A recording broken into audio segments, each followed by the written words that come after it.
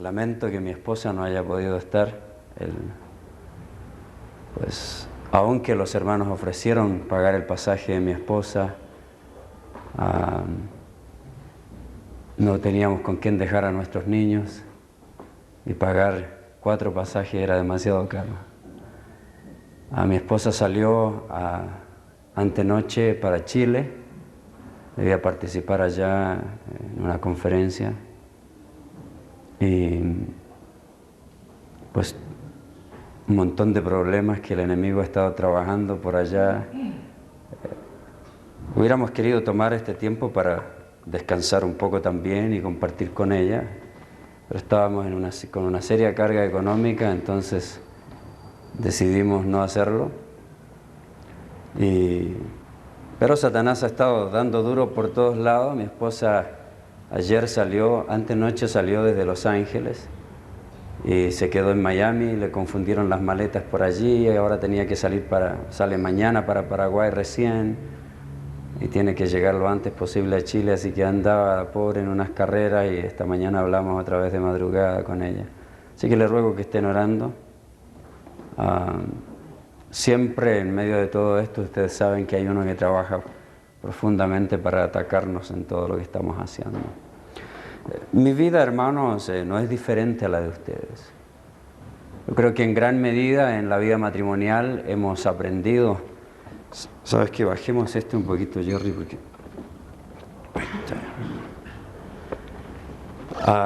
creo que hemos aprendido en gran manera a manejar los conflictos en la vida matrimonial. Los conflictos nunca se terminan. Los conflictos con los hijos van creciendo. Tenemos conflictos cuando pequeños, los ignoramos cuando pequeños. A pesar de que sabemos y tenemos pleno conocimiento de que los primeros años de un niño son los más importantes en su proceso educativo y en su formación, en los valores que obtiene. Sin embargo, como son pequeños, decimos, bueno, no nos necesitan tanto. Pero es erróneo. Los primeros 5 años de la vida de un niño son extremadamente importantes. Es la etapa en que usted está formando. Por eso, hoy voy a hacer una pequeña ensalada de cosas que voy a decir, tomando en cuenta los cuestionarios que ustedes llenaron. Esta es mi sesión en que normalmente trato de contestar una serie de preguntas que nacen en medio de los cuestionarios que ustedes han llenado. Así que, aunque no voy a seguir un pasaje como lo he hecho en las noches, ustedes se han dado cuenta que he hecho algunas cosas. En las noches he tratado de predicar expositivamente y sacar principios de la palabra del Señor en forma directa, a desmenuzar un poco el pasaje bíblico. No quiero nunca irme a ningún extremo de que piensen que esto es pura psicología. No es así, hermanos. Esto es Biblia. Sin embargo, cuidado con los pensamientos extremistas. Alguna vez alguien le decía a un hermano, Dios es su psicólogo, hermano. Es el psicólogo de psicólogo. Usted no necesita psicólogo. Entonces yo le decía, bueno, el Señor es el pastor de pastores, también dice la Biblia. ¿Significa que no necesitamos pastores? No, son extremos. Uno tiene que aprender a vivir en equilibrio. El Señor es el médico de médicos. No dice en la Biblia, pero es un concepto que tenemos y lo creemos con fe. ¿No necesitamos los médicos? No. Hasta que tenga una situación crítica, va a recurrir al médico. ¿Significa que Dios no sana? Dios sana. El más grave peligro es irnos a los extremos. Hay que mantener un equilibrio.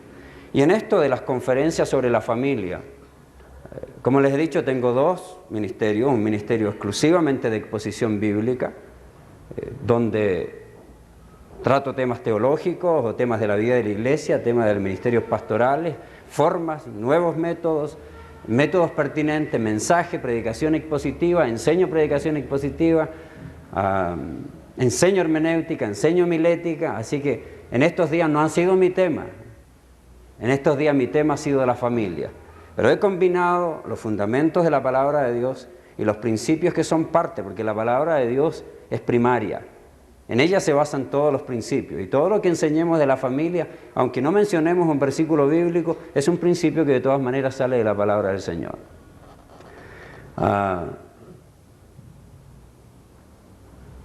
Cuando hablamos de ciertas cosas en estos días, entonces he hecho una combinación, he hablado de ciertos principios profundos de la palabra del Señor y también ciertos valores de familia que necesitamos tener. Si usted fuera un jugador de fútbol que ama el deporte, que quiere ser un profesional, que quiere verdaderamente llegar a ser bueno en lo que hace, sería ridículo que se resienta porque alguien le diga lo que tiene que hacer, ¿no es cierto? Un entrenador está para enseñarle, y aquel que quiere aprender va a tomar las enseñanzas para su bien. Mi afán en estos días no ha sido condenarles, es quitarles un peso de encima. No hay nada mejor que ministrar con el menor peso posible. No existe nada mejor en la vida ministerial que hacer las cosas como el Señor quiere. Entiendo, hermanos, y tal vez por esto tengo allí en mis series de conferencias unas en que mi esposa habla. Podrán escuchar allí la voz de mi esposa donde ella está diciendo con sus propias palabras lo que hemos vivido nosotros en este proceso de entendernos cada vez más en la vida conyugal. Nunca llegaremos al momento en que nos entenderemos absolutamente, pero llegamos al momento en que cada uno comprende el rol que debe jugar en la vida matrimonial. Otra vez, la vida está llena de extremos. Alguien dijo, usted no ha predicado de la gracia como debe, a menos que haya alguien que quiera abusar de la gracia. Porque la gracia de Dios es un concepto tan amplio, tan maravilloso, que cualquiera va a tener la tendencia a abusar, si es que no ha entendido la gracia. Y presuponemos que ante cualquier enseñanza que realicemos, existirán personas que no entienden el concepto completo. Abusarán de él. Por eso tenemos legalismo. El legalismo no es sino el temor a que alguno abuse de la gracia. Por eso entonces preferimos poner reglas.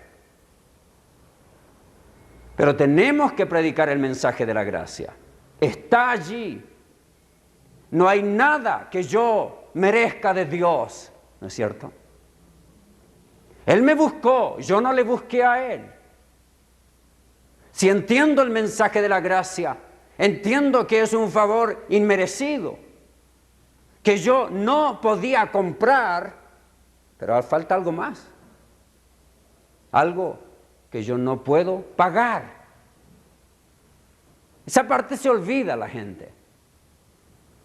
Es algo que yo no podía comprar, que no merecía, pero una vez que se me entrega no puedo pagarlo. No hay nada que yo haga con lo cual abone por lo que Dios hizo por mí. ¿No es cierto? No puedo pagarle. Mis obras no pagan en nada lo que Dios hizo por mí. Las obras no nos justifican. Las obras son justificación de la fe que tenemos. Tenemos obras buenas no porque queremos pagar a Dios, no porque de ello depende nuestra salvación o la salvación dependería de nosotros. Tenemos buenas obras porque el Cristo que nos salvó, nos transformó, nos hizo nuevas criaturas, nos hace ver la vida de una manera distinta. Por eso es que algunos de ustedes en estos días están batallando con principios y cosas que aprendieron en el pasado. Tal vez creyeron que estaban haciendo bien en sus familias, como yo creí por muchos años. Sin embargo, uno empieza a batallar y quiere ser mejor. Ahora, obviamente, al predicar un mensaje de la familia, con mi estilo, con lo que entiendo de la palabra, con el concepto absoluto del liderazgo del hombre, con el orden de la creación que Dios estableció, que entrega al hombre la responsabilidad de ser cabeza del hogar, indudablemente la mayoría de los conceptos se dirigen hacia el hombre. Por eso es que los palos parecen más fuertes para uno. Porque por donde le dé vuelta a usted, por donde entre a la vida de la familia, va a tener que entrar por la cabeza. No importa qué haga, hermano, no importa cómo yo, en mis conferencias muchas veces trato de poner un gran equilibrio. Pero se llega una vez más al principio fundamental. Jesucristo es cabeza de su iglesia. Es cabeza del hombre. El hombre es cabeza de la mujer. Pero esto no es un principio, un organigrama autoritarista. Es un organigrama de protección, de amor. Dios no está sobre mí para hacerme daño. Dios está sobre mí para amarme. Sus mandamientos no son para amargarme la vida. Lo dijimos en el libro de Deuteronomio, y permítame recordar algo que tal vez lo pasé rápidamente allí, pero que quiero que quede en su corazón. Y nos mandó Jehová que cumplamos todos estos estatutos y que temamos a Jehová nuestro Dios. ¿Para qué? Siempre que encuentre en la Biblia un para qué, póngale mucha atención. Es algo práctico. Nos mandó Jehová que cumplamos, estoy leyendo Deuteronomio 6, 24 y 25, y que temamos a Jehová nuestro Dios. Dos cosas allí, la combinación que aparecerá siempre en toda la Biblia.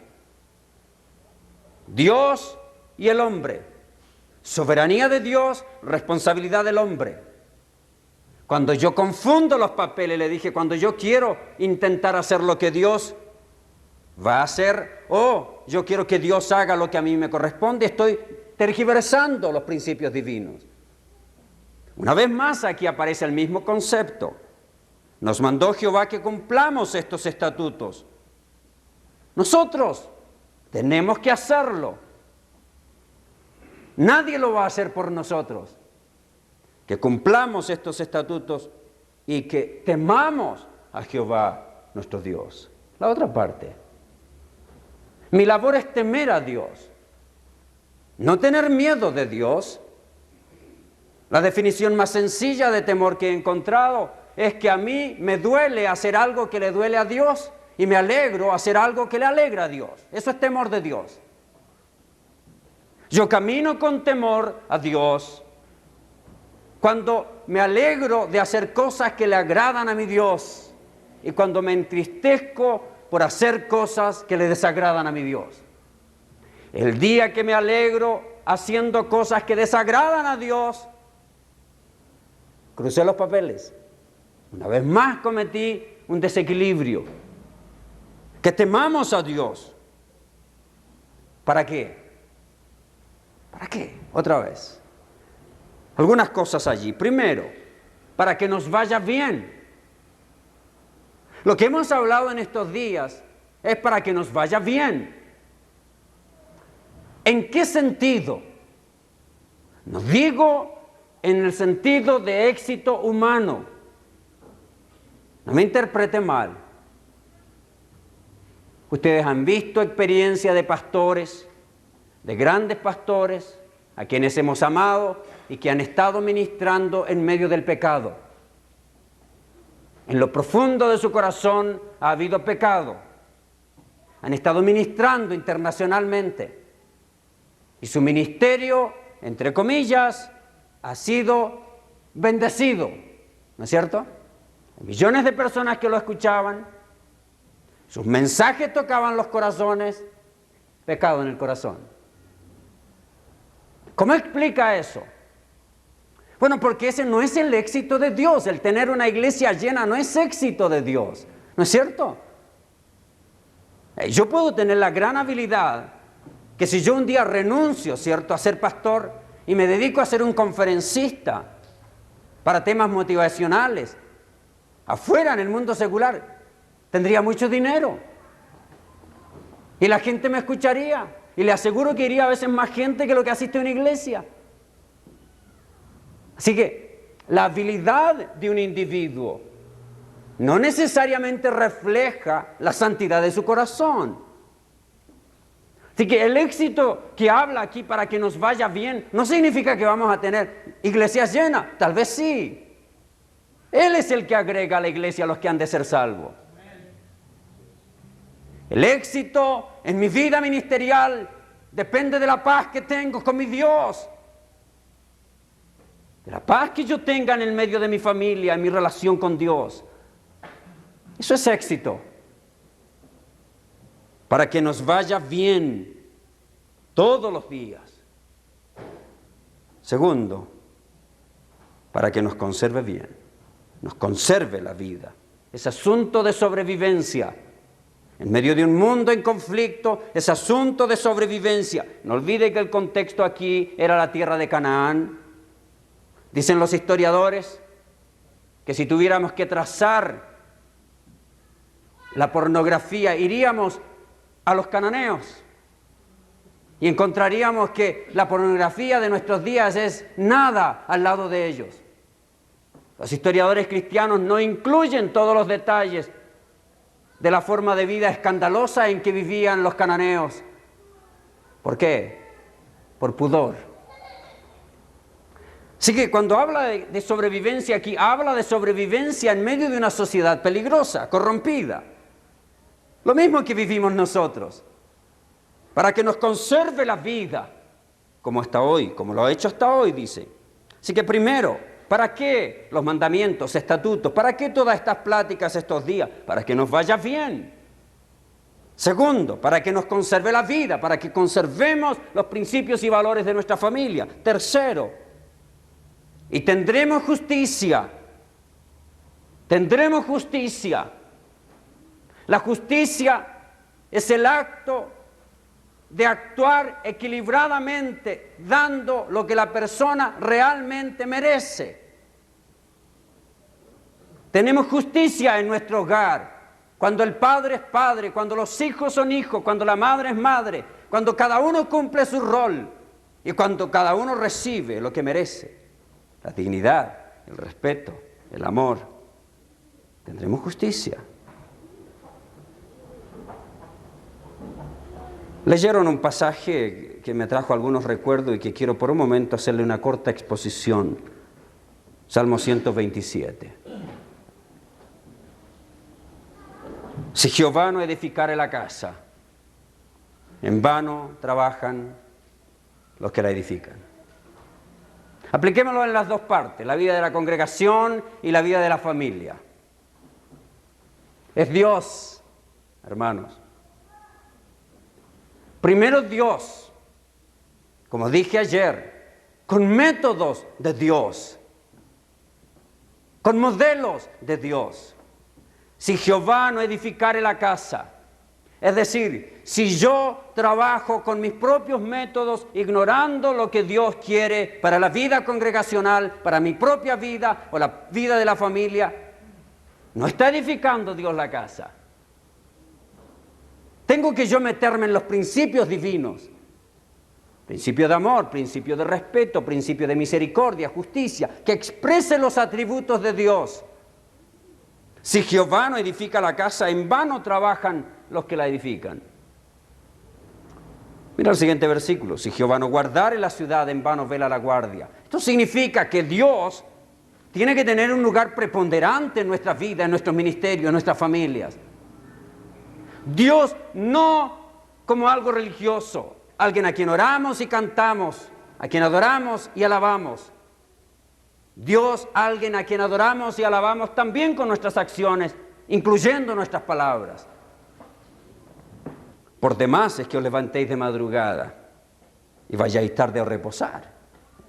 Por demás es que se dediquen a conquistar el mundo, dice. Y que comáis pan de dolores después. Pues que a su amado dará Dios el sueño. La paz la tenemos en estar en paz con Dios.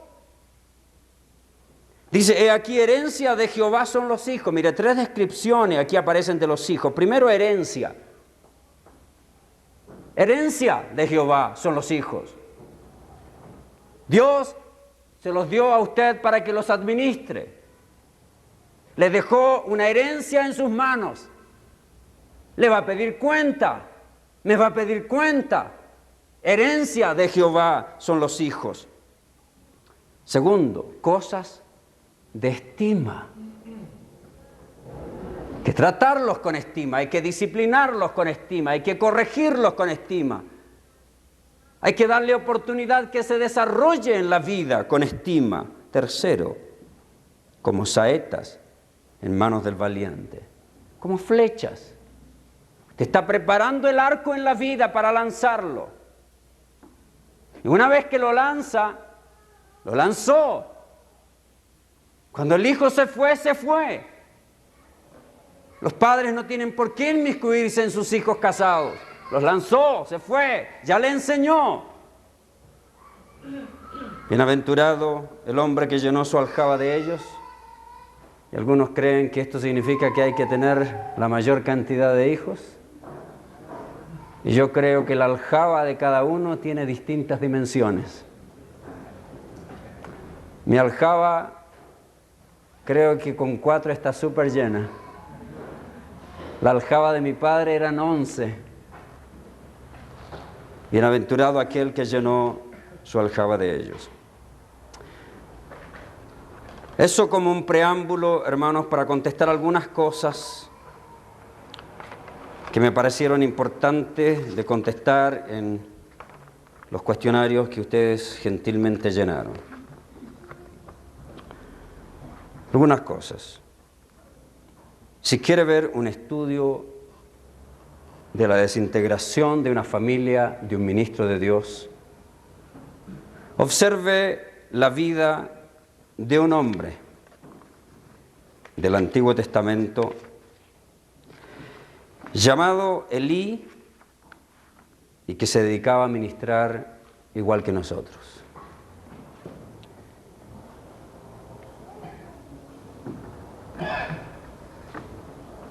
Algunas cosas voy a decir del primer libro de Samuel, capítulo 1. Comencemos por conocer la familia de Elí. El padre es mencionado allí, capítulo 1, versículo 13. Se nos dice que se llama Elí. El capítulo 1, versículo 9 nos presenta su primera responsabilidad. Era un sacerdote. Sin embargo, versículo 9 nos dice también que era un juez. Elí estaba sentado en una silla junto a un pilar del templo del Señor. Y en aquellos días no era difícil encontrar que un hombre usaba 2 o 3 sombreros, sacerdote, juez. Como no es difícil en nuestros días que nosotros los pastores usemos algunos sombreros.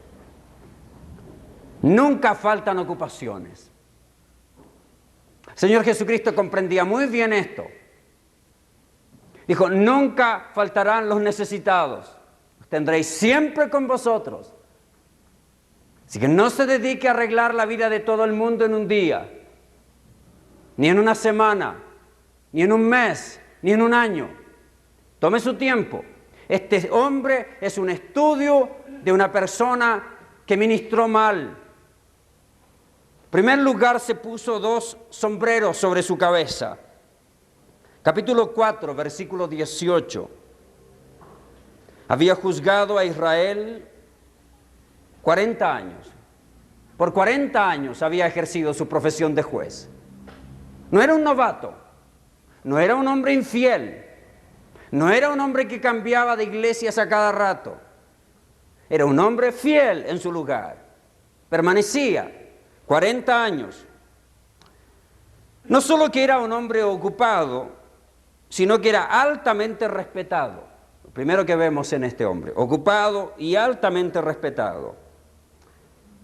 Segundo, descubro que Elí era un creyente. Capítulo 2, versículo 11 se refiere al sacerdote Elí. Significa, el Señor es altísimo, el Señor es mi Dios, su nombre. Tercer lugar, Elí era un padre, tal como nosotros. Sacerdote, juez, respetado, creyente, fiel en su trabajo, y padre. Tenía 2 hijos, capítulo 1, versículo 3, Ofni y Finés. Algunas cosas más. Notemos la condición de vida de este hombre. En primer lugar, Elí ya era un hombre mayor. Había pasado muchos años en la vida ministerial. Capítulo 2, versículo 22 dice, Elí era muy viejo. Capítulo 3, versículo 2 nos relata que sus ojos comenzaban a oscurecerse, de modo que no podía ver. Cuando llegamos al final de su vida, su visión era tan mala que según el capítulo 4, versículo 15, dice, sus ojos se habían oscurecido de modo que no podía ver. Note el deterioro que fue viviendo. Se nos relata que murió a la edad de 98 años, ciego. Otra cosa que quiero decir acerca de Elí es que era un hombre que estaba familiarizado con Dios. Capítulo 3, versículo 8 nos dice que el Señor llamó por 3ª vez a Samuel. Entonces entendió Elí que el Señor llamaba al joven. Estaba familiarizado con Dios.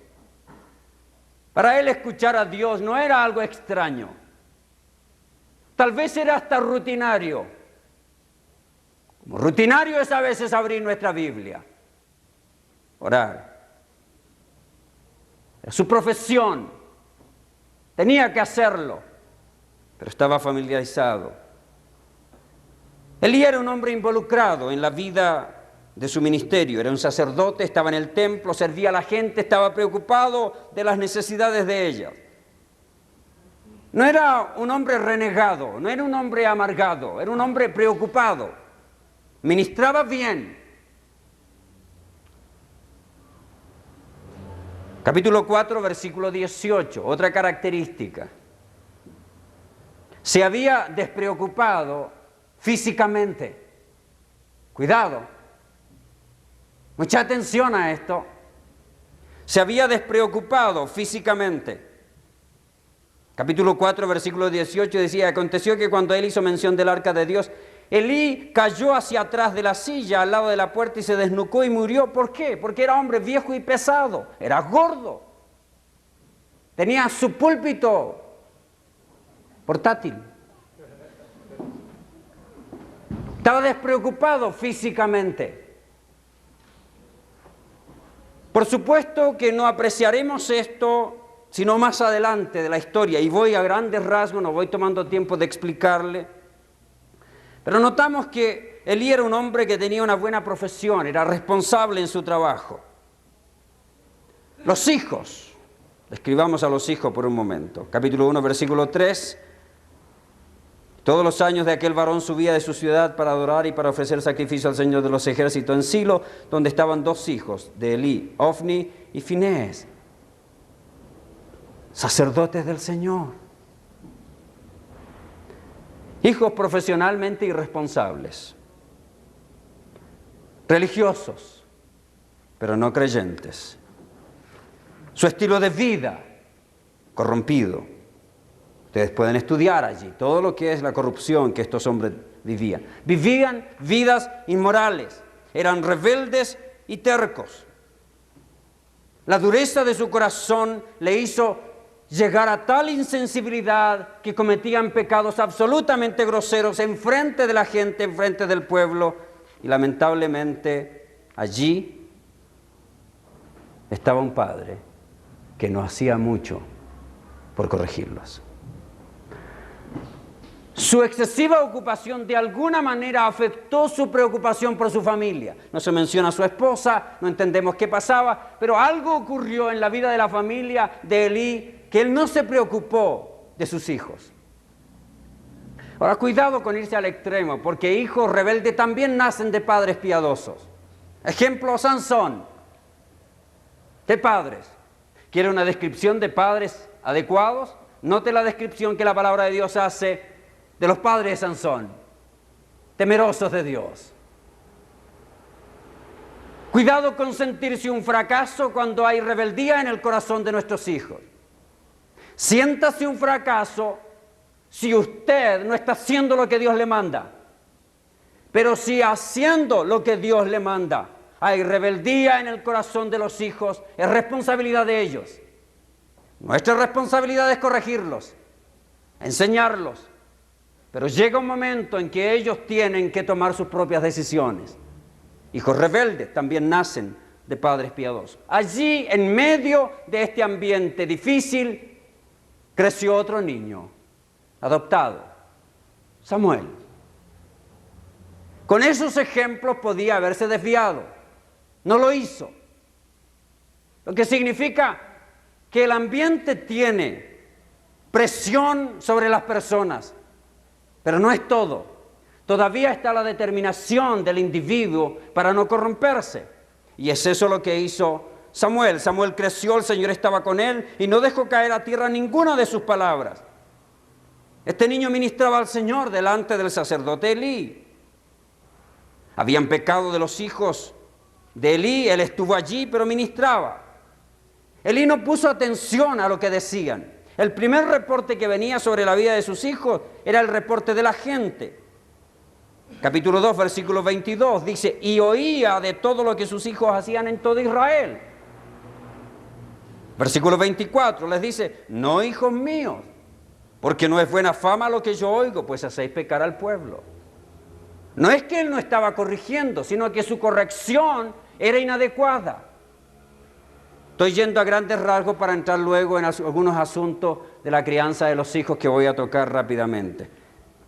Oyó el reportaje de la gente. La gente le estaba diciendo, cuidado con tus hijos.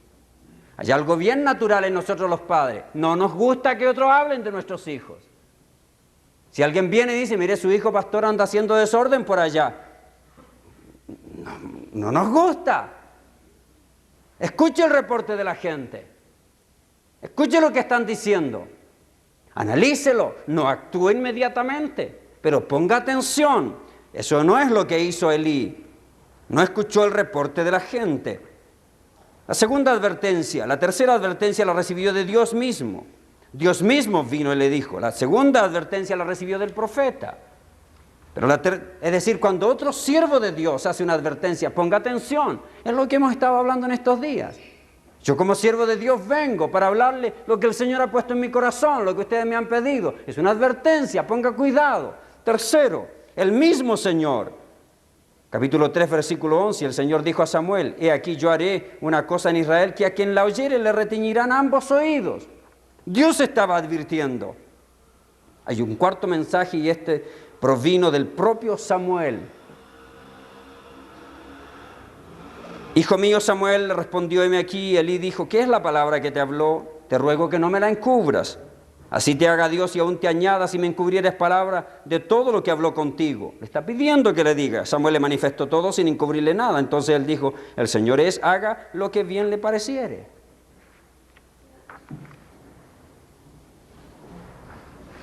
El ejemplo, y ustedes conocen la historia, bueno, no voy a entrar en detalles, pero ustedes conocen la historia de Elí.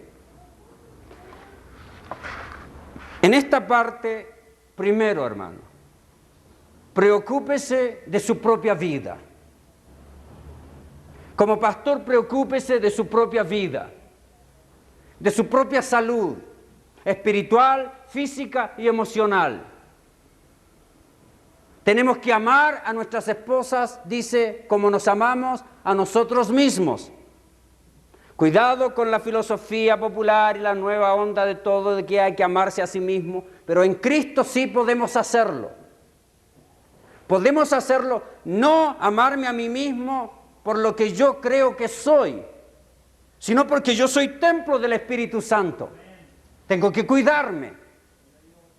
Entonces, amarme a mí mismo no con conceptos humanos, sino con lo que Dios me permite a mí que haga.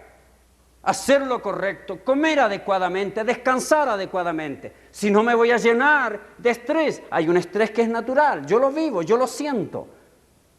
Tengo una úlcera que lo demuestra. Hay un estrés que es natural. No podemos vivir sin tensiones. Pero no permita que cuando su organismo, su cuerpo le está pidiendo descanso, no lo ignore.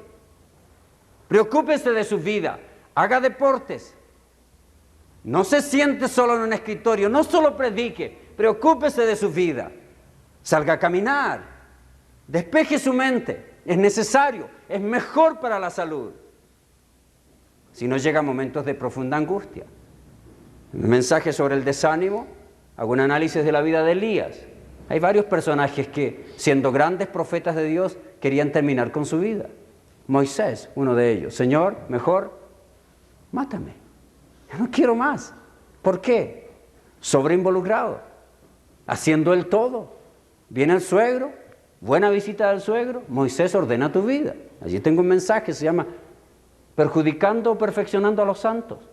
Lo interesante de ese mensaje es que usted se da cuenta que el suegro le dice a Moisés, no solo tú te estás perjudicando al pueblo.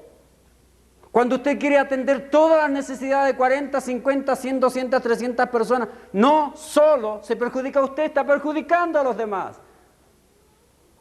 Porque no está atendiendo como es debido. Tiene que delegar. Y ahí el secreto está, le dice el suegro a Moisés, delega responsabilidades. Pon a algunos jefes de decenas, de centenas, de millares. Esto significa que hay personas dentro del liderazgo de la iglesia que tienen la capacidad de dirigir a 10. Otros tienen la capacidad de dirigir a 100 y otros capacidad de dirigir a 1000. No confunda. A veces el que puede dirigir a 1000 no sabe cómo manejar a 10. Y el que sabe cómo manejar a 10, a veces no sabe cómo manejar a 1000. Hay que saber, hay que estudiar, hay que conocer a la gente. Pero Moisés llegó al momento de un profundo estrés. Segundo ejemplo, Elías. Llegó al momento, miren lo que pasó, le voy a dar una gran secuencia de lo que pasó. Ministrando a Dios Elías. Un profeta tremendo. Milagro tras milagro. Termina con los profetas de Baal. Imagínense todo aquel esfuerzo físico. No era solamente estar sentado allí, ¿cierto? No mires, cuando observe la escritura y vea lo que ocurre allí, ponga atención a todos los aspectos. Elías no está sentado allí. Está en una lucha emocional. Le están gritando, vamos, vamos, griten más fuerte, llamen a sus profetas, llamen a sus Dios. Está en un esfuerzo emocional. Alguien dijo que predicando media hora trabajamos 2 días de trabajo pesado. Así que emocionalmente está involucrado Elías allí. Luego viene todo el proceso de perseguir y matar a los profetas de Baal. Es un tiempo emocional. ¿Qué cree usted que ver morir a la gente aunque sea un enemigo? Todo un proceso en que Elías estaba cargándose emocionalmente. Y luego, en el momento de debilidad emocional, recibe una amenaza. Le dice una mujer a quien nadie de ustedes quisiera tener como esposa, te voy a matar. Elías, en 24 horas te voy a cortar la cabeza tal como se la cortaste a los profetas. ¿Qué hizo Elías? Huyó. Estaba débil. Que no había visto milagro, no vio cómo el Señor consumió el holocausto, no había visto con la viuda lo que el Señor había hecho, no había visto cómo grandes milagros habían sido realizados por Dios. ¿No podía Dios venir y cortarle la cabeza a Jezabel? ¿Qué pasó? Elías es humano, hombre sujeto a las mismas pasiones, dice la Biblia. ¿Qué pasó? Cargado emocionalmente. Una batalla espiritual tremenda, una batalla emocional, una batalla física. Está destruido. Y allí una amenaza, sale huyendo. Se va entonces. Fíjese lo que ocurre cuando uno está así. Lo primero que afecta son las relaciones interpersonales. ¿Qué hizo Elías? Se fue. Iba con su criado. Le dijo, no, ¿sabes qué? Déjame solo. Rompió todos sus nexos. Se fue solo. Entró allá. Se metió debajo de un árbol. Solo. Cansado físicamente. Exhausto. Emocionalmente destruido. Con un complejo de autocompasión. No hay nadie más. Solo yo he quedado. Todos los demás son malos. Yo soy el único bueno. Muchos pastores pasan por eso. Nadie sirve en esta iglesia. Solo yo, Señor. No lo dice, lo piensa. Y allí está Elías, destruido. Ahora, Algún día tengo que enseñarles esto porque esa historia me encanta. Tengo una serie de conferencias sobre el estrés de Moisés es el estrés del sobreinvolucrado, el estrés que tiene Elías es el estrés del triunfador, aquel que siempre gana y todo. El estrés de Jonás llegó también, ¿cierto? Es el estrés del rebelde. Jonás llegó al momento y dijo, mira Señor, mejor mátame también, se acabó. Está en un profundo estado emocional destructivo. Y mira allí cuando está Elías, se siente totalmente destruido. ¿No es cierto que podríamos esperar nosotros que somos milagreros de primera? ¿No es cierto que hubiéramos esperado que aparezca Dios y le toque ahí con una varita mágica y le diga, Elías, estás como nuevo, sigue adelante? Así son muchos pastores. Se desgastan físicamente, se desgastan emocionalmente, se despreocupan de su familia, se separan de sus relaciones interpersonales, tienen un alejamiento de su esposa, hay una tensión terrible, no hay apoyo. Apoyo de una esposa, queridos, apoyo de una esposa a un esposo o esposa a esposa. No es que asista conmigo a la iglesia, ¿no es cierto? ¿Cuál es el apoyo? Amarnos. Que cuando tenga ganas de llorar, agarre a su viejita y llore con ella. Eso es apoyo, ¿no es cierto?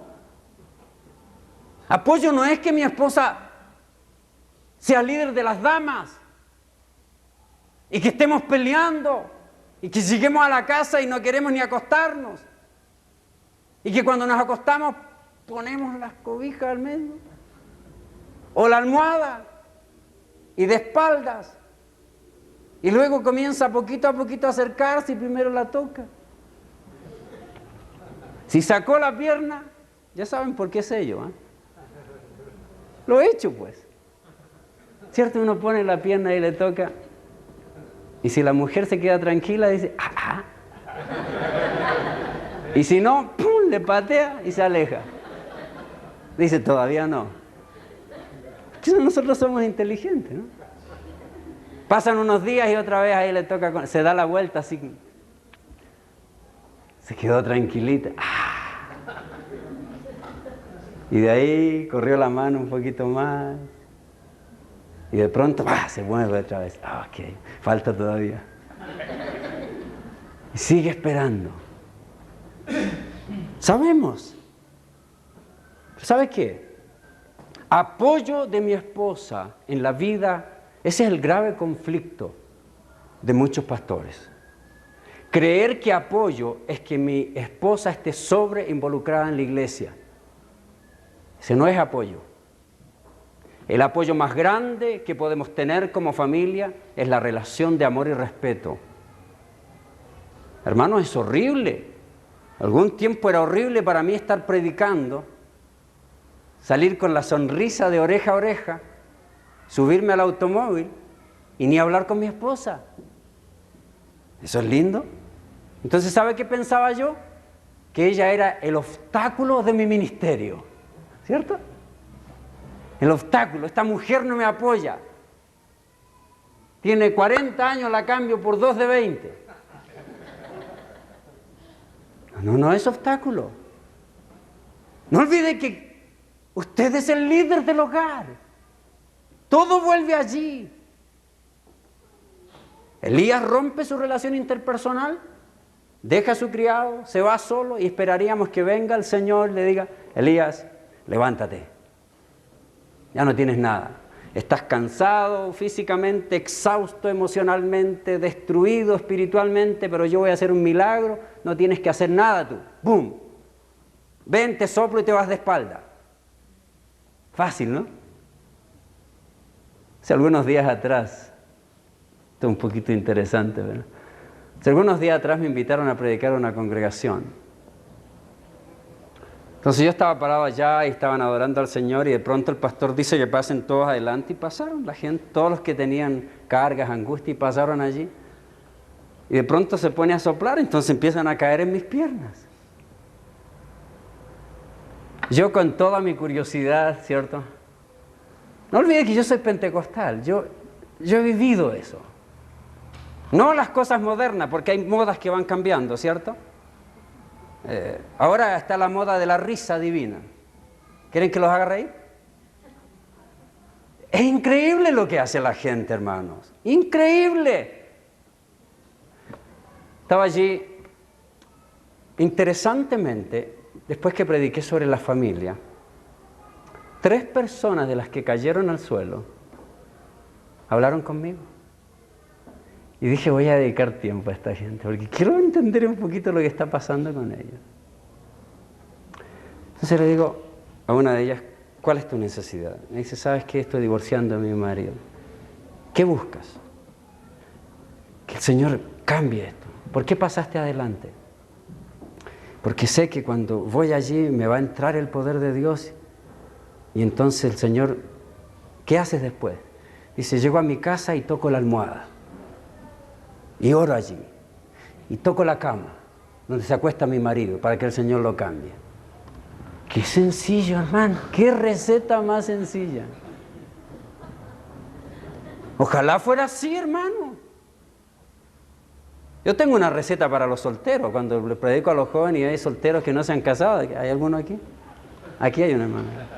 Una receta es, a las mujeres se compran un pantalón de la talla que le guste, el marido. No muy grande porque le va a salir un grandote. Así que la talla adecuada. Lo pone ahí en su cama y todos los días dobla la rodilla al Señor y le dice, Señor, llena estos pantaloncitos.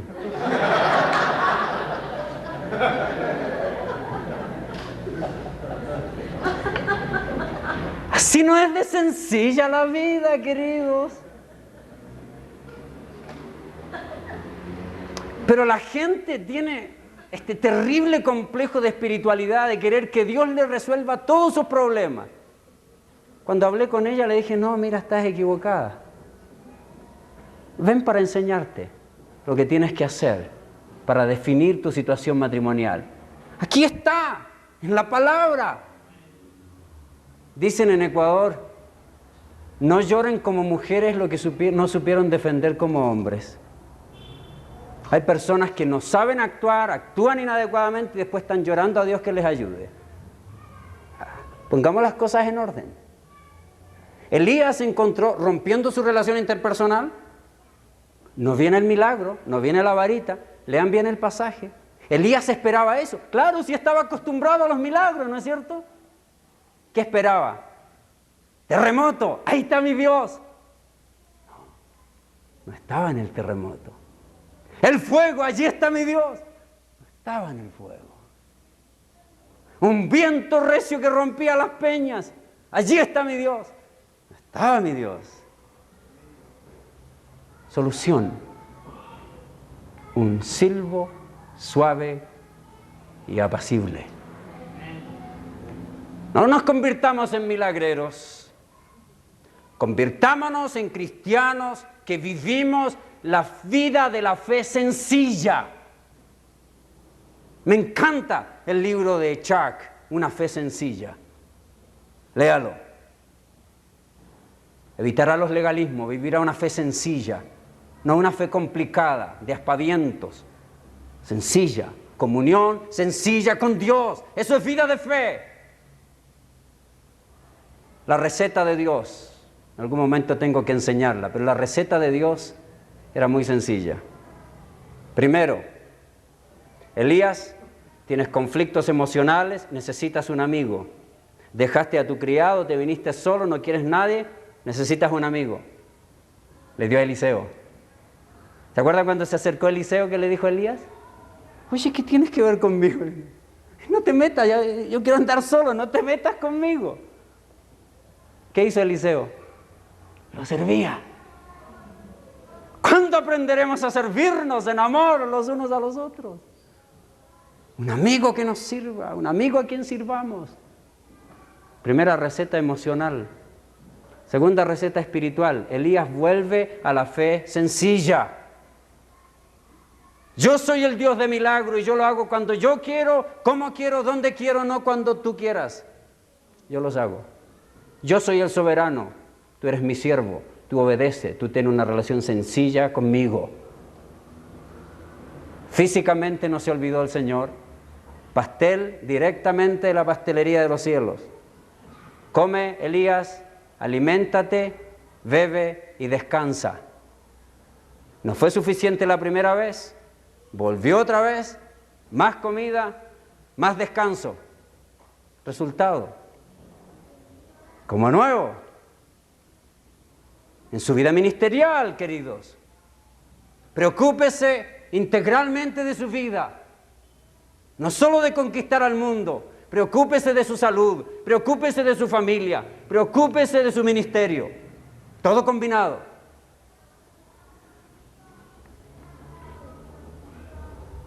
Hasta que ya vamos a terminar.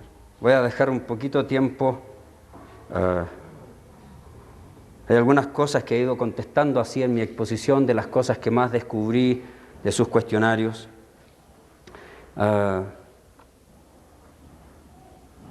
Algunas características voy a dejarle ahora en su corazón. Debemos tener familias en que comuniquemos el amor abiertamente. Entre esposos y esposas. Que vean nuestros hijos que nos amamos. Que vean nuestros hijos que hay aprecio entre nosotros. Que vean nuestros hijos que todavía acariciamos a nuestras esposas, que usted acaricia a su esposo. Que vean nuestros hijos un modelo que le va a servir a ellos en el futuro. Algunas personas le dicen a uno, yo no soy cariñoso porque mis padres no fueron cariñosos. ¿No está pensando cómo van a ser sus hijos? ¿No es cierto? ¿Cómo van a ser sus hijos? ¿No está pensando en enseñar a sus hijos? Tenga cuidado porque hay cosas que transmitimos a nuestros hijos. No olvide que la palabra líder es alguien que lidera, alguien que modela. Así que si usted modela apatía enseñará a sus hijos. Si modela una falta de involucramiento en caricias y aprecio con su esposa, eso modelará a sus hijos. No importa que haya aprendido en el pasado. Llega un momento en que tenemos que cambiar. Esta próxima semana voy a tener una conferencia para jóvenes. Allí hablaré de personajes desconocidos para algunos. Hablaré de Jabes, desconocido. 2 versículos de las Escrituras, en medio de genealogías, aparecen en la descripción de un hombre que, aunque su nombre significa Jabes, conflicto, casi sin capacidad, visto como en medio de problemas, exitoso. Voy a hablar de otro joven. Voy a hablar de Jefté a los jóvenes. Hijo de una prostituta. Comienza usted estudiando la vida de ese muchacho y dice, tiene todas las características para ser un pandillero. Y se metió en pandillas. La primera mención de pandillas está allí. ¿Qué pasó con Jefté? Dice, era varón esforzado y valiente. Levantaba pesas, era fuerte, no tenía temor. Pero antes que siga leyendo su biografía, dice, era hijo de una mujer ramera.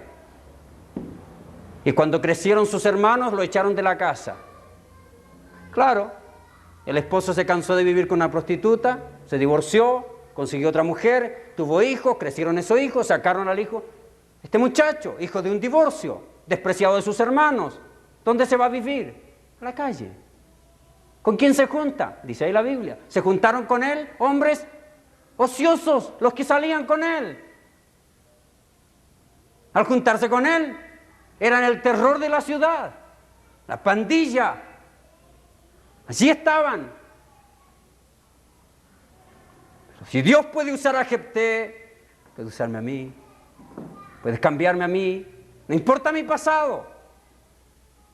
Mi pasado solo sirve para un recuerdo de la gracia de Dios y su misericordia, no para impedirme seguir adelante.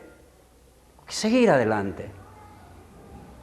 Así que no importa lo que haya ocurrido, tenemos que seguir adelante.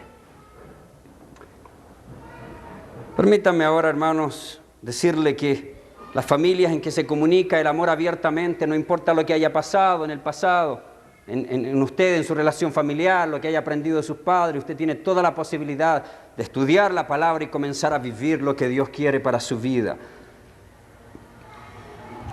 Se comunica el amor abiertamente, que nuestros hijos vean que nos amamos.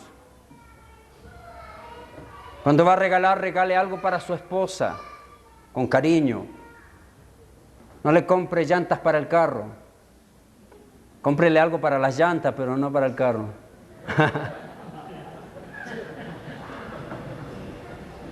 Tiene que preocuparse de ella.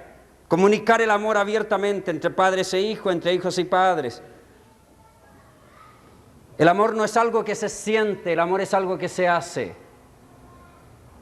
Somos mandados a amar aún a nuestros enemigos. No hay sentimientos buenos para los enemigos, pero hay que amar. Tenemos que hacerlo. Interesantemente en la relación conyugal es que mientras más se acerca, más se acerca. Y mientras más se aleja, más se aleja. Mantenga a su esposo a la distancia, a su esposa a la distancia y van a vivir a la distancia. Segundo, un hogar donde las personalidades son respetadas. Hay respeto de las opiniones, hay respeto de las pertenencias de cada uno. Enseña a sus hijos esto.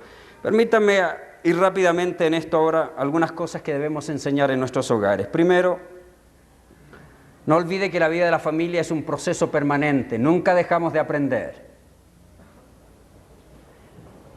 Los primeros 5 años de la vida de sus hijos, ustedes que tienen hijos pequeños, ojalá algún tiempo tengamos la posibilidad de enseñar mucho sobre esto. Es muy importante.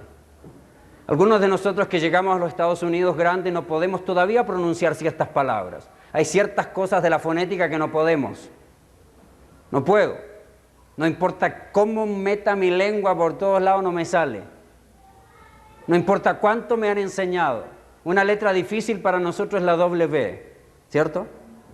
Muy difícil de pronunciar para nosotros. Entonces yo le decía a un amigo que se llamaba Kenton Wood, yo le decía Kenton Good. Difícil pronunciar esa letra.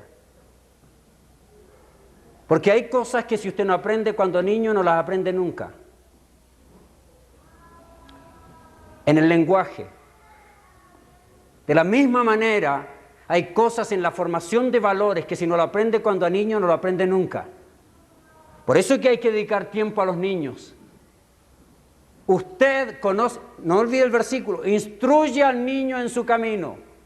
Y aun cuando fuere viejo no se apartará de él. Algunos han tomado aquel versículo como que es una promesa de salvación. No es una promesa de salvación. Está hablando de la instrucción a los hijos. Instruye al niño en su camino. Allí significa de acuerdo a la inclinación que Dios puso en él. Yo tengo un hijo que es artista. Ojalá usted nunca tenga un hijo que es artista. 1 de cada 10.000 ordena su cuarto. Los artistas son desordenados. Es un gran caricaturista. Gran orden en sus dibujos. Gran desorden en su cuarto. Vivía peleando con él. Hasta que un día dije, bueno, ya eres suficientemente grande. Lo único que te pido, deja la puerta cerrada. Y ya es un adulto. Algunos tienen hijos deportistas. Y quieren exigirle que aprendan piano. Si lo tienen sentado, el tipo es súper activo. Y ahí sentado frente al piano. ¡Bam! Y toca una tecla y se descuida y usted sale por allá. Instruya al niño de acuerdo a la inclinación que Dios puso. Pero para conocer su inclinación, tiene que pasar tiempo con él.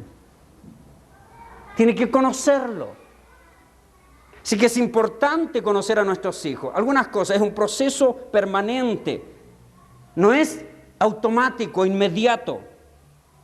La gente hace lo que usted modela, no lo que usted espera. ¿No es cierto?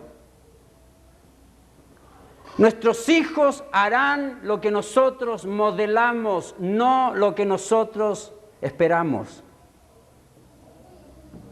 Tenemos que modelar.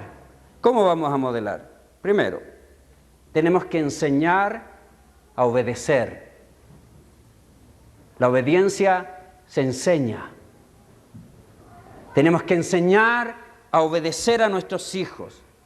Que cuando usted da una orden, no se enoje. Usted va a creer que lo va a hacer una vez y le va a decir, hijito, venga acá, le voy a dar una clase. Cada vez que yo le mande, usted no tiene que enojarse, tiene que hacer las cosas de buen ánimo. Y usted cree que la próxima vez que lo mande, el niño va a decir, ay, qué lindo, papito me mandó. No, de ninguna manera. ¿Sabe cuál es nuestro grave problema como padres? La inconsistencia. Ese es mi problema. A veces digo cosas que después no hago fuerza por cumplirlo, me olvido. Una de las grandes batallas que tenemos que luchar es la inconsistencia. Es lo mismo en la vida de la iglesia como pastores. Los pastores inconsistentes que hoy dicen una cosa, mañana otra, tienen a la gente en inestabilidad, no saben qué hacer, en incertidumbre. Tengo que tratar de mantener consistencia, tengo que enseñar a obedecer a mis hijos. Y aquí, queridos, es muy importante la pareja. Cuando su esposa, que es lo que pasa, miren, es lo siguiente, nuestra esposa pasa la mayor parte del tiempo con nuestros hijos. Eso no está mal, es obvio, nosotros los que tenemos que salir a trabajar, ¿cierto? Tenemos que salir todo el día, la esposa que se queda en casa pasa más tiempo con los niños. Le ha dicho 40 veces en el día que venga, que haga algo, ya está cansada. Termina gritando. Cuando uno llega, le dice la primera vez, no le molesta, ¿cierto? Que no le desobedezca a la primera. Entonces uno sigue siendo paciente. Pero la esposa ya está cansada. Ya le ha dicho 40 veces lo mismo. Y usted le dijo recién la primera. Entonces usted todavía quiere seguir las 39 más. Pero para su esposa son 80. Ya no aguanta. Entonces allí es donde se produce un desbalance. Porque nosotros pasamos menos tiempo con ellos. Ellas pasan más tiempo. Entonces allí viene el desbalance. Entonces uno, generalmente, mi esposa a mí me decía hippie. Todo paz. Llegaba yo, estaban gritando los niños y yo, mijito, todo paz. Decía, este hippie me decía. Claro, porque yo he pasado, los niños estaban gritando y no me molestaba. Es que recién empezaba a oírlo. Y luego del cuarto grito ya yo también estaba gritando. Y ya había pasado 40 gritos. Entonces allí es donde tiene, hermanos, que juntarse la pareja. Y hacer lo siguiente. Primero, tenga horario para sus hijos. Hay padres que no mandan a acostar nunca a sus hijos. Por eso a veces no me gusta ir a algunas casas de algunos hermanos. 12 de la noche y los niños fregando todavía. Molestando, pateando, corriendo. ¿Hasta cuándo? ¿Quién manda allí? Los hijos. Un día llegué a una casa y el niño por allí, por acá, y le dije, hermana, ¿y a qué hora duerme su niño? Ah, no, dice, nunca me obedece, lo voy a acostar y se pone a gritar. O sea que su hijo le manda a usted. Así le enseñó a su hijo. Tenga horario. Si usted quiere descansar con su esposa, con su esposo, tenga horario cuando llegue a su casa. Mis hijos, 9 de la noche a la cama, señores. No es que no quiera verlos, aunque a veces no quiero, pero que vayan y descansen y nos dejen descansar. Yo vengo cansado, mi esposa está cansada, y todavía los niños encima de la mesa y dando vuelta por aquí. No, tienen que tener horarios. Sus hijos nunca querrán ir a acostarse y nunca querrán levantarse. Así que cámbiele las cosas, póngale en orden. Hay que tener horarios. Algunas madres viven cansadas porque fuera del esfuerzo normal que tienen que hacer, no enseñan a sus hijos. Andan todo el día con el hijo como mono encima. ¿Quién no se va a cansar? Tiene que enseñarlo. Hay un tiempo en el día que el niño tiene que estar solo. Si no se lo enseña de chiquito, nunca lo va a aprender. Hay madres que se levantan 20 veces en la noche y se creen buenas madres. Lo peor de todo. Dice, ay, ¿cómo este hijo? Dice, no, tiene que... El niño necesita dormir. Si le enseña a darle el seno 20 veces en la noche, 20 veces se lo va a pedir. Tiene que tener cuidado, a menos que el médico diga. Nosotros tuvimos un hijo que nació de 8 meses. Tuvimos que ponerle, ¿cierto? Estuvo en incubadora, tuvimos que llevarlo a la casa, no teníamos dinero, tuvimos que poner botellas de agua caliente alrededor, cubiertas, para darle calor al niño. Y allí tenía que darle a mi esposa, cada vez que el niño tenía hambre, tenía que darle de comer. Se malacostumbró el bandido. Y después hasta grande quería. Tuvimos que cambiarle la rutina. Lloró como 3 noches, bien lloradas. No me dejó dormir como 3 noches. Pero prefiero que no me deje dormir 3 noches que no me deje dormir cada noche. Así que tiene que haber una disciplina. No es posible, hermanos, que los hijos gobiernen a los padres. Y desde chiquito los niños pueden gobernarnos. Así que tienen que llegar al momento en que cuando la madre da una orden, el padre tiene que apoyarla. Enseñar a obedecer. Cada vez que doy una orden a mis hijos, ¿cierto? Mi esposa da una orden, a veces 2, entonces tengo que pararme yo, pegar un gritito, ¿escuchó a la mamá o no escuchó? Eso es todo. Entonces tiene apoyo. Y cuando sale, venga acá, venga. ¿Qué le pasó? Me hace esto y con la cara llena de risa. Ya saben ellos, con la cara llena de risa. No es que lo va a enseñar una vez y luego sus hijos lo van a hacer siempre. Cada vez hay que llamarlo, aunque sea 100 veces. Hay que seguir haciéndolo, consistencia. Que no se enoje, que no rezongue. Segundo, debemos enseñar a ordenar lo que desordenó. Enseña a sus hijos a ordenar lo que desordenaron. Si estuvieron jugando con algo, hágalo recoger después. Enséñele a ordenar lo que desordenaron. Eso es importante. Tercero, enséñele a cumplir determinadas tareas. Pero no podrá enseñar a cumplir tareas si usted no modela. Otra vez le digo, la gente hace lo que usted modela, no lo que usted espera que hagan. Cuando mis hijos están barriendo, tengo que estar chequeando. ¿Lo hicieron bien? ¿No lo hicieron bien? Tenemos que mantener un liderazgo. Hermano, esto demanda trabajo, pero hay grandes frutos. Usted se va a sorprender, pero por ejemplo yo pensaba, 10 horas de trabajo en mi oficina y llegar todavía a mi casa a seguir trabajando. Bueno, su esposa ha tenido 10 horas de trabajo igual que usted en la casa y ahora tiene que seguir trabajando. Entonces, ¿por qué no compartirlo? ¿No es cierto? Lo compartimos. Y cuando lo compartimos, se hace más liviana la carga. Entonces yo decía, ¿cuánto rato? No, hermano. Yo llego a mi casa el día lunes y martes, como le digo, cuando me toca lavar los platos con los niños, media hora, 45 minutos. Se acabó. No son 2 horas, no son 3 horas. Media hora, 45 minutos, mi esposa está contenta por allá, yo estoy contento con mis hijos, terminamos, mandamos a los hijos a acostar y estamos felices, listos para todo, contentos, alegres. La vida del matrimonio no es una vida de permanente risa, hay conflictos, pero tenemos que aprender a vivirlo. Tenemos que enseñar a cumplir tareas. Tenemos que enseñar a tener buenos modales a nuestros hijos. Respeto por los demás, respeto por otras personas. Tenemos que enseñarlo, eso no viene con ellos. El mal, la tendencia a hacer lo malo. ¿Quién le enseñó a su hijo a mentir desde chiquito, con la boca llena de galletas? ¿Tú te sacaste la galleta? No, papá, yo no fui. Está llena de galletas la boca. Él fue. ¿Quién le enseñó a mentir? ¿Alguna vez le dio una clase de mentira? Nunca. La clase que tenemos que darles es no mentir. Tenemos que enseñarle buenos modales a nuestros hijos. Quinto lugar, tenemos que enseñar a respetar a las personas. Un día llegué a la casa de una persona y ahí tenían un bandido que se metía por debajo. Mi papi siempre contaba una vez que él estaba en una casa y tenían uno de esos que se metía por debajo, le jalaba los vellos de las piernas. Un descuido y ¡bum!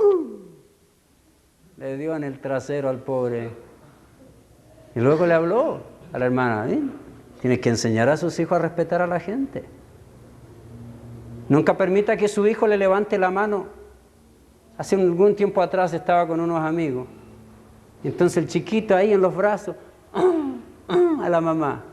Y ellos muertos de la risa, mira cómo es, de chiquito le pega a mí. Siga celebrando y espere que sea adolescente. Y no le va a hacer ningún chiste. No, ninguna cosa que se salga de lo normal. El niño se acostumbra a hacer lo anormal. No permita que su hijo ni le grite, ni le falte el respeto, ni le golpee a su madre. Nunca lo permita. Corríjalo inmediatamente. No permita que juegue con adornos. No permita que ensucie. No le dé comida por toda la casa. A veces llega uno a lugares donde los sillones parecen servilletas. Terrible. ¿Quién es culpable? El niño. Y cuando uno llega, ¿cierto? Se sienta en esos sillones que, ay, Señor, líbrame de las infecciones. Cuando uno se sienta allí, la gente le dice, ay, dice hermano, estos niños no entienden nunca. Mire cómo tienen los sillones. Y yo pienso, no, usted es la que no entiende, querida. Usted es la que no enseña a sus hijos. Los alimentos se comen en la mesa. No se anda comiendo por todos lados. Todas estas son reglas que forman la vida de nuestros hijos. Y que si no las aprendemos, lamentablemente tenemos vidas desordenadas. Es una imagen inadecuada. Para mí la imagen de un pastor tiene que ser una imagen adecuada. ¿Cierto? Pastores que andan con el botón roto, sin botones, con el estómago en flor, botando los botones. Sin botones por aquí, todos desarmados. No, yo creo que el pastor tiene que ser un hombre que muestra dignidad. No digo lujos, hermano. No. Yo digo que, fíjense, las iglesias se forman como son los pastores.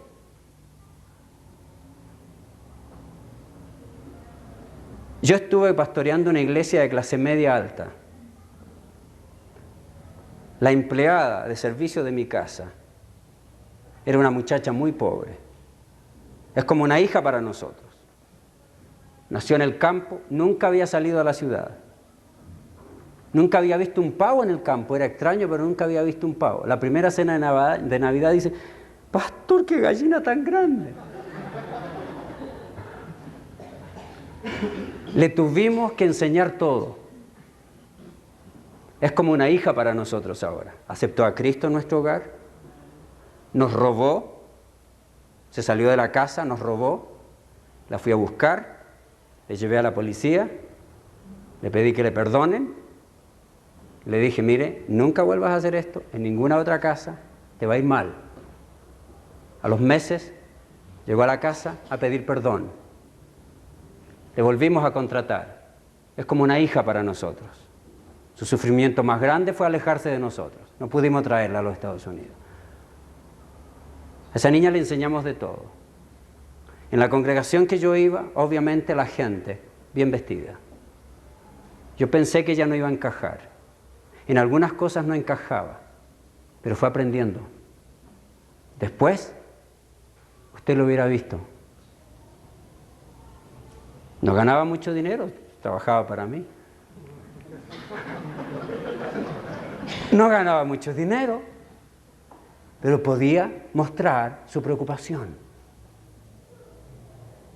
Esto es importante, hermano. Usted, pastor, yo soy un modelo para la gente. No escuchan tanto su sermón como su vida. Yo soy bien amable con la gente. Me encanta ser amable. Le pido al Señor, Señor, que nunca me llegue los humos de grandeza. Nunca. Lo rechazo. Contaba algún hermano el otro día que fui a una conferencia donde un grande, entre comillas, fue antes que yo. Tenía que él ir la primera parte de la semana, yo la segunda parte de la semana. Gran acontecimiento en la ciudad. Hubo un grupo de 15 hermanas que trabajaban en la cocina. Gran parte de ellas se inscribieron para trabajar en la cocina porque sabían que iban a tener en algún momento la posibilidad de saludar a los predicadores, ¿cierto? La alegría de saludarlo, de conversar un poquito. No pudieron saludar al predicador. No se acercó nunca. Siempre lejos y con un guardaespaldas. Cuando llegué yo, Las hermanas creyeron, hijo, también de lejos. Y cuando yo me metí a la cocina y estuve con ellos y me dieron de comer, se reunieron allí las 15 hermanas. Lloramos, oramos. Me dijeron, pastor, qué lindo tener un pastor que se acerca a uno. Usted modela el trato, el aprecio, la energía, como corrige las cosas. Yo he tenido que, mi esposa me ha ayudado en esto, mi esposa es de un carácter más fuerte. Pero hasta un día nos robaron y hasta el ladrón fue a devolver las cosas a la casa. Lo fui a buscar al tipo, mi esposa fue. Y lo encerramos, era el carpintero, estaba arreglando unos muebles y le gustaron y se los llevó. Y además de eso le gustó el televisor y el equipo y se llevó todo. Lo salió a buscar mi esposa, lo encontramos a la hermana. A los pocos días el ladrón llamó por teléfono pidiendo perdón. Hay que confrontar las cosas. En la vida de la iglesia, hermano, el modelaje que yo haga, la forma. Hay pastores excesivamente informales. Por ejemplo, el otro día llegué a una congregación en la que el pastor nunca estaba tranquilo. Yo creo que era hiperactivo. Se paraba, se sentaba, iba para atrás, iba para adelante, daba orden por allá, que mueve por aquí, que se sube. Los hermanos igual, uno por acá, el otro por allá. Cosa que cuando comencé a predicar le dije, hermano, o se sientan o no predico. El pastor modela. Otro pastor es súper serio, no se ríe con ningún chiste, el otro extremo. Y uno entra en la congregación y hace un chiste y nadie se ríe. Los extremos son malos, hermano. Hay que ser natural, que salga su personalidad. Hay otros pastores que hace algún tiempo atrás tuve que parar a una hermana, ¿cierto? Llegué a dar una conferencia al Hilton Astrodome en Houston, en el hotel. Después de la conferencia estaba parado así, había mucho viento. Entonces salió una hermana y me dijo, pastor, póngase unas piedras en el bolsillo para que no se lo lleve el viento.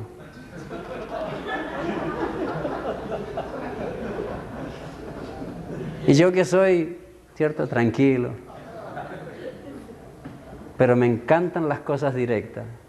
Me gusta hablar honestamente, no me gusta ocultar nada. Hermano, lo que usted ve aquí es lo que yo soy. Lo que yo le cuento a usted es lo que es. Así como predico, así soy en mi vida. Aquí no hay agenda escondida. Así que, cuando me dijo esto, le dije, venga, hermanita. Nunca le han enseñado a tener respeto a los pastores. Yo le voy a poner un ejemplo. Usted está gordita, ¿cierto? ¿Qué tal si yo le dijera, hermana, afírmese del carro porque va a salir rodando? ¿No es cierto que sería ofensivo? Sí, pastor. Muy bien. Nunca haga algo que ofenda a otra persona. Después de 3 días en aquella ciudad me di cuenta por qué la hermana era así. Ya sabe por qué. Las iglesias son como son sus pastores. Pastores alegres, respetuosos, energía, autoridad, no autoritarismo. Hacen de gente que aprende eso. Pastores serviciales, no servilismo. Usted acostumbra a la iglesia a que le llamen a cualquier hora y en cualquier momento y que porque se le dañó el carro, usted es mecánico también, la gente le va a pedir todo. Un día saliendo de la iglesia, ¿cierto? En Quito está el complejo de HCJB, está la iglesia que yo era pastor allí y aquí al lado está el Hospital Vos Andes. Entonces vengo saliendo de la iglesia y una hermana me para afuera, estoy saludando a la gente. Viene una hermana y me dice, ay, pastor, dice, ¿sabe qué? Dice, me duele tanto una pierna. Y digo, hermana, ¿qué puedo hacer? Ya oramos al Señor. Dice, no sé, tal vez si pudiera ayudarme. Digo, claro, yo le ayudo. Ya oramos al Señor. Y si le sigue doliendo, el siguiente paso, acompáñeme. La tomé del brazo y la llevé al hospital. Bien práctico. Hermano, No deje que la gente le manipule a usted. Si usted permite la manipulación, será manipulado. Usted tiene que cortar las cosas con amor, con respeto, con cariño, pero tiene que cortar las cosas exageradas, porque la tendencia de la gente será a exagerar. Así que tenemos que modelar eso en nuestras vidas y en nuestras congregaciones. Voy a terminar simplemente con algunas cosas de la disciplina de los niños. En la disciplina, hermano, el último paso es el castigo físico. Que nunca sea el primer paso. El último paso de la disciplina es el castigo físico.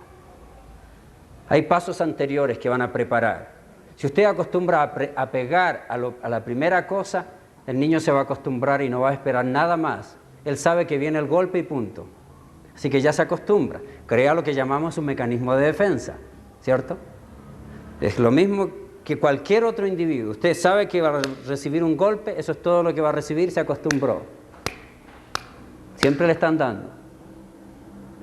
Cuando el castigo físico es el último elemento que tiene a su disposición un padre, usted le está dando oportunidad de que el niño reflexione. Primero pueden venir, por ejemplo, el quitar privilegios a los hijos. No juguetes, no televisión, no salidas. Entonces el niño va a aprender de que cada cosa va llevando a una nueva cosa, a una nueva forma de castigo, de disciplina. Los primeros son restricciones.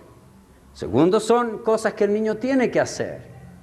Pero llegar al castigo físico es el último elemento. Y nunca golpee con las manos. No deje sus dedos marcados en las piernas de los niños. No golpee en ninguna otra parte, ni en la cabeza, ni tire el pelo, ni las orejas. No. Hay algo que algunos tienen más carne que yo, pero es el mejor lugar para poder castigar a nuestros hijos. Solo allí. Nunca con la mano. Que no asocie. No sé si Chuck o alguien contaba que alguna vez tenían una varita que le llaman, no es vara porque las varas son redondas y eso dejan marcas, algo plano, lo que le llaman algo de chicote de payaso, algo así, que es más lo que suena que lo que duele. No es el dolor que va a infligir usted a su hijo lo que le va a hacer cambiar, es la disciplina. No es mientras más fuerte es el golpe más va a aprender, eso no es verdad. Es simplemente que sabe que hay un castigo por un acto de desobediencia. Así que dice que una vez había castigado, entró al cuarto, castigó a su hija, no me recuerdo quién cuenta esta historia, pero entró al cuarto, castigó a su hija y se le olvidó esta tablita ahí adentro y salió. Y al rato siente un grito, ¡papá! Y entra él rápido, llévate esta cosa de aquí. Interesante, quería al papá, pero no la tabla. Es porque el niño asocia desde chiquito el castigo con un elemento. Una vez que castigue, antes de llegar al castigo, explique muy bien por qué castiga. Explique cuál es la razón, cuál es la regla que se rompió, hasta que el niño realice que es culpable. Y luego, indíquele las consecuencias. Así que es un proceso, no es un acto a la pasada.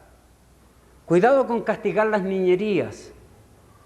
Un día estábamos en la mesa, ¿cierto? Cuando va a llegar una visita, dicen importante, pero cuando va a llegar una visita, los padres todos somos iguales, ¿cierto? Le decimos, cuidado, hijito, pórtese bien, verá que va a venir fulano de tal, ¿cierto? Bien instruido todo. Así que llegué a la casa allí de unos hermanos, todos dicen, los niños bien peinados y todos ahí, esperando para saludar. Uno sabe que eso es todo postura para foto, pero de todas maneras la hacen. Ya, todos hacemos lo mismo. Limpia la casa, que aquí, que todo, ya. Llegó a la visita. Llegué yo allí, todo bien, todo ordenado, todo orden, los niños sentaditos, todo bien. En medio de la conversación, uno de los niños, nunca falta, ¿cierto? ¡Bum! Botó el vaso. Casi me moja a mí. Se para el padre, lo agarra de un ala al pobre y lo llevó y ¡bam, bam, bam! Regresó el niño ahí, todos los ojos rojos, pobre ahí sentado. ¡Qué tortura! ¿Se imagina que le hagan eso a usted? Imagínense, es lo mismo para un adulto. que usted se esté portando mal, está conversando mientras yo estoy predicando y lo llamo, le digo, venga acá. Le pego una retada enfrente de todo. Imagínese usted cómo se siente allí. No es diferente con nuestros hijos. Todavía es más. Así que tenemos que hacerlo en privado. Pero este salió y le dio por todos lados. El pobre llegó ahí más planchado que tabla. Sentadito allí. Seguimos conversando y el papá era de esos dinámicos, por eso salió, lo agarró y ¡pam! Seguimos conversando y el hermano hablaba y todo, y de repente, ¡bum!, él bota un vaso de agua. Entonces me paré y le dije, venga acá, hermano. Y lo saqué de la mesa y le dije, agáchese. Mirá, agáchese. Entonces me regresé y le digo, a usted nadie le pega. Un niño puede cometer una niñería y el padre le grita y le pega. No castigue las niñerías. Los niños son niños. Los niños no son adultos pequeñitos. Tienen manos de niño, pies de niño, cara de niño y mente de niño.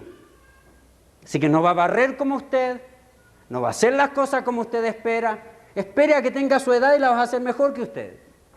Pero por ahora es un niño. Así que hay que enseñarlo paulatinamente. No hay que tener expectativas exageradas porque nos llenamos de frustraciones. Vamos a terminar ahí.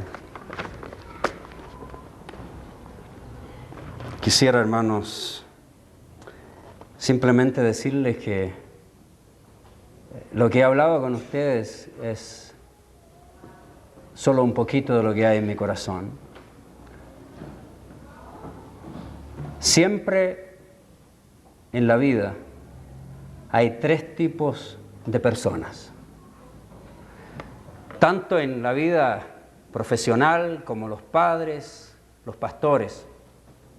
Los pastores fracasados, los pastores mediocres, y los pastores triunfadores. Los fracasados son aquellos que siempre hacen menos de lo que les corresponde. En cualquier lugar. En la disciplina de sus hijos, en el trato con su esposo o con su esposa, en la iglesia, siempre hacen menos de lo que le corresponde. Los mediocres hacen solo justo lo que le corresponde. Siempre justo, nada más, ni nada menos. Es aquel tipo que trabaja en una empresa, media hora antes que toquen el timbre para irse, está mirando el reloj, está bajando el ritmo, se va al baño. Llega la hora, ¡bum!, salió disparado. Siempre hace justo lo que le corresponde. Los exitosos son los que hacen siempre un poquito más allá. No los que se van mucho más allá, un poquito más allá. Ser siervos. Me encanta la interpretación bíblica y me molesta cuando algunos interpretan tan mal los versículos en forma tan religiosa. Leen el pasaje en que Jesucristo lavó los pies de los discípulos y el versículo que al final dice, haced lo mismo los unos a los otros, y salen a lavarse los pies. Está bien, si quieren hacerlo no hay problema, a mí me lo han hecho, pobre la que me lavó. Yo nací en la iglesia evangélica, mi padre fue un pastor, he recorrido 600 kilómetros en bicicleta predicando el evangelio, teníamos un grupo de ciclistas, todos muchachos, algunos mayores, predicando el evangelio, parándonos en cada esquina. He vivido todo eso. Llegábamos a veces a una iglesia después de andar, 100, 200 kilómetros, allí nos estaban esperando las señoritas, cada una con su toalla, vestida de blanco, para lavarnos los pies. Lindo. Todos nosotros buscábamos la más bonita, pero lindo. Si quiere hacerlo alguien, hágalo. Eso no es lo que enseña la Biblia en ese pasaje. Es una mala interpretación. Nos encanta interpretar las cosas así, facilitas. Lo que habla es el deseo, el corazón de servicio. De que cuando todos tendrían que servirme a mí, sea yo el que sirva. Cuando todos tenían que atender a Jesús, es Él el que atiende. Lo advierte, yo no he venido para que me sirvan. para ser servido, yo he venido para servir. Hermanos, le dejo lo más profundo de mi corazón. Gracias por permitirme ministrar a vuestros corazones. Ha sido un privilegio colaborar con el Seminario Bíblico Río Grande, los exalumnos, una institución a la que amo, a la que espero contribuir de la mejor manera posible. Gracias, hermanos, por su paciencia. Mis palabras están llenas de amor y si puedo servirles, con mucho gusto, estaré listo a hacerlo en el momento oportuno. Gracias y que el Señor les bendiga.